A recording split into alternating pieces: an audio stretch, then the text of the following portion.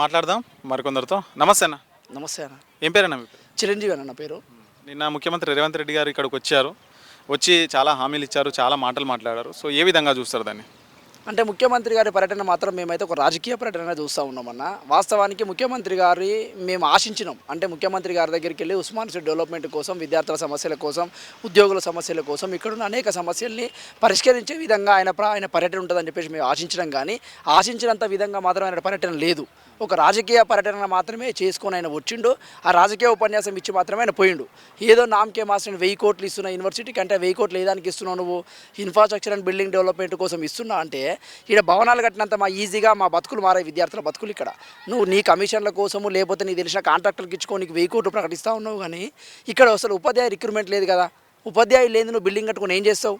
మేము అడిగింది మొదటి నుంచి కూడా విద్యార్థి సంఘాలుగా, ఉద్యోగ సంఘాలుగా, ఉస్మాన్ యూనివర్సిటీ విద్యార్థులుగా మేము ప్రభుత్వాన్ని ఏం అడుగుతున్నాం ఉండమంటే, ఉన్న అరకొర వసతులు ఉన్నాయి, కానీ ఇక్కడ చదువు చెప్పడానికి ఉపాధ్యాయులు లేరు. మొట్టమొదటిగా ఉపాధ్యాయులు కావాలి మాకు అని చెప్పేసి మేము డిమాండ్ చేస్తూ ఉన్నాం.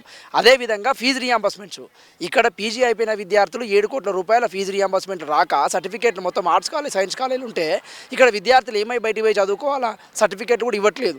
దానికి ఫీజు రియంబర్స్ విషయాలు కూడా అదేవిధంగా కూడా ఈ ఉస్మాన్ యూనివర్సిటీ వేదికగా మాట్లాడుతుంటే నిరుద్యోగ సమాజం అంతా కూడా తెలంగాణ సమాజం వెయిట్ చేస్తూ ఉన్నది.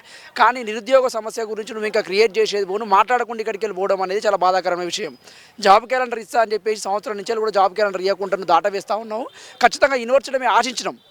అంటే నిరుద్యోగులకు కూడా వేదిక ఉస్మాన్ యూనివర్సిటీ కాబట్టి ఈ ఉస్మాన్ యూనివర్సిటీ వేదిక నుంచి తెలంగాణ సమాజానికి, తెలంగాణ నిరుద్యోగులకు ఒక మెసేజ్ పోతుందని చెప్పి ఆశించడం, కానీ ఈ 3 విషయాలను మాట్లాడకుండా ఏదో రాజకీయ ప్రలోభాల కోసం, అంటే నీ రాజకీయ అవకాశాలని మెరుగుపరుచుకునే విధంగా నేను ఇంతకుముందు సీఎంలు ఇక్కడికి రాలేదు, వచ్చిపోయిన పంతం నెగ్గించుకునే విధంగా నీ పర్యటన ఉంది తప్ప, కానీ నీ పర్యటనలో ఉస్మాన్ యూనివర్సిటీ పైన అభివృద్ధిలో ఏమాత్రం లేదని చెప్పి మేము స్పష్టంగా తెలియజేస్తూ ఉన్నాం.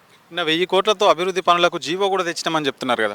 1000 కోట్లతో జీవో ఇచ్చిండని చెప్తున్నారు. నాకన్నా ఇక్కడ అసలు చదువు చెప్పనీకి, పాఠాలు చెప్పనీకి పంతులు లేకపోతే నువ్వు ఏ బిల్డింగ్లో కూర్చుంటే ఏం లాభం?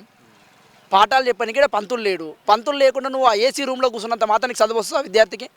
ఫస్ట్ కావాల్సింది రిక్రూట్మెంట్ కావాలి కదా. రిక్రూట్మెంట్ లేకుండా నువ్వు 1000 అందమైన భవనాలు కట్టడం వల్ల విద్యార్థులకు చదువు రాదు కదా. మేము అడిగేది అది. ఉన్న అరకొర వసతులు ఉన్నాయి, బిల్డింగ్లు సరే అవి ఒకటే రోజుకైతే బిల్డింగ్ కాదు కదా. ఇప్పుడు నువ్వు ఇచ్చిన 1000 కోట్ల రూపాయలు ఒక 2 నెలలకో 3 నెలలకో కాదు కదా, ఓ 4-5 సంవత్సరాలు ప్రొలాంగ్ పడుతుంది బిల్డింగ్ కన్స్ట్రక్షన్ కావడానికి, బిల్డింగ్ ఓపెన్ కావడానికి. ఆ 3-4 ఏళ్ళు ఏడ కూర్చొని చదువుకుంటారు, ఉన్న దాంట్లో పాత దాంట్లో బిల్డింగ్ కూర్చొని చదువుకుంటాం, కానీ ప్రస్తుతానికైతే పాఠాలు చెప్పడానికి ఉద్యోగస్తులు కావాలి కదా, వాళ్ళు లేరు. మా ప్రధాన డిమాండ్ ఏంటంటే ఇక్కడ ఉన్నటువంటి రిక్రూట్మెంట్లు ఏమవుతున్నాయో దాన్ని భర్తీ చేయాలని చెప్పేసి మా ప్రధాన డిమాండ్. దాన్ని మేము ఆశించి యూనివర్సిటీకి ఆహ్వానించడం, కానీ మేము ఆశించిన స్థాయిలో ముఖ్యమంత్రి గారు ఉపన్యాసం గారు పర్యటన లేదని చెప్పి మేము భంగపడతా ఉన్నాం. సో ఉస్మానియా యూనివర్సిటీకి వచ్చేటప్పుడు నాకు ఎలాంటి సెక్యూరిటీ లేదు, నేను ఒక్కనే వస్తానని చెప్పారు. నిన్న ఎట్లా ఉంది పరిస్థితి ఇక్కడ వచ్చినప్పుడు? పూర్తిగా అయితే అన్న, వాస్తవానికి ఆయన మాటలు మాత్రం నీటి మూటలే. నేను ఇంతకుముందు ఆగస్టు 25వ తారీఖు వచ్చినప్పుడు ఒక్క పోలీస్ లేకుండా నేను ఉస్మాన్ యూనివర్సిటీకి వస్తాను, డీజీపీకి ఇక్కడికి వెళ్ళి ఆర్డర్ ఇస్తా అని చెప్పిండు. కానీ నిన్న దాదాపు 2000 మంది సెక్యూరిటీని పెట్టుకొని నిజంగా చదువుకునే విద్యార్థులను కూడా సమావేశానికి అలౌట్ చేయలేకపోయారు వాళ్ళు. అంటే విద్యార్థులతో ముఖాముఖి ఏర్పాటు చేస్తున్నాడు, విద్యార్థులతో నేను మాట్లాడుతా అన్నాడు, విద్యార్థులు వస్తే ప్రశ్నిస్తే నేను వాళ్ళకి సమాధానం చెప్తా అన్నాడు. కానీ ప్రశ్నించడం కాదు కదా, మేము జాబ్ క్యాలెండర్ అని వెనకాల నుంచి మాట్లాడుతుంటే కనీసం మా మాట పట్టించుకోకుండా ఆయన దిగి వెళ్ళిపోయిన చరిత్ర ఆయనకున్నది. కాబట్టి అవన్నీ నీటి మాటలే, ముఖ్యమంత్రి గారి మాటలు, సెక్యూరిటీ లేకుండా వస్తాను నీటి మాటలే. ఇక్కడ ఉన్నటువంటి అధికారులు కూడా ఓవర్ యాక్షన్ చేసి సెక్యూరిటీని బాగా టైట్ చేసుకొని చదువుకునే విద్యార్థులకు కూడా నిన్నటి సమావేశంలో అవకాశం లేకుండా పోయింది. సో చాలా మందిని కూడా రూమ్లో నుంచి కానీ హాస్టల్ నుంచి కానీ బయటికి రాని పరిస్థితి ఏర్పడిందని విన్నాను. అవును, ముందస్తు అరెస్ట్ అయితే చాలా వరకు చేసిర్రన్న. ఎవరైతే విద్యార్థి నాయకులు అయితే ఎవరైతే ఉన్నారో వాళ్ళందరూ కూడా రాకుండా ఏదో భజన బృందాన్ని పెట్టుకొని వాళ్ళ కాంగ్రెస్ కార్యకర్తను లేకపోతే అంటే కొత్త విద్యార్థులు అంటే ప్రశ్నించలేని విద్యార్థులను పెట్టుకొని వాళ్ళ ఒక భజన బృందంలాగా తయారు చేసుకొని ఇక్కడున్న యూనివర్సిటీ అధికారులు కూడా కొంతమంది అంటే మాట్లాడే విద్యార్థులకు స్వేచ్ఛ లేకుండా, లేకపోతే విద్యార్థి నాయకులు వస్తే మేము కేసులు పెడతామని భయభ్రాంతులకు గురి చేసి ముందస్తుగా కొంతమంది విద్యార్థులు అరెస్ట్ చేశారు.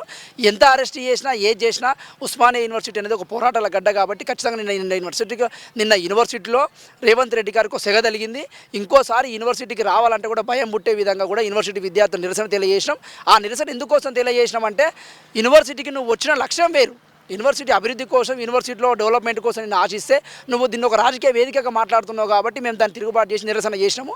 ఆ నిరసన అనేది తెలంగాణ సమాజం అంతా చూసింది కాబట్టి నువ్వు ఎన్ని అరెస్టులు చేసినా, ఎంత పోలీసులు పెట్టుకున్నా ఉస్మానియా యూనివర్సిటీ కేంద్రం అనేది పౌరుషాల గడ్డ కాబట్టి అవన్నీ మాకు లెక్క కాదు. ఖచ్చితంగా రాబోయే రోజుల్లో కూడా రాష్ట్ర ప్రభుత్వం పైన ఒక ఉద్యమానికి ఇదే యూనివర్సిటీ వేదికగా మేము శ్రీకారం చుడతాం. నిరుద్యోగుల సమస్యలు కావచ్చు, విద్యార్థి సమస్యలు కావచ్చు, యూనివర్సిటీ డెవలప్మెంట్ కోసం కూడా మా ప్రయత్నం మేము ప్రభుత్వానికి తెలియజేసే విధంగా, మా శక్తిని నిరూపించుకునే విధంగా యూనివర్సిటీ వేదికగా మరో పోరాటానికి కూడా మేము సిద్ధమవుతామని చెప్పి తెలియజేస్తా ఉన్నాం. థ్యాంక్ యూ అన్న. మీ వ్యాపారం అభివృద్ధి కావాలని కోరుకుంటున్నారా? అయితే వెంటనే క్యూనస్ని సంప్రదించండి.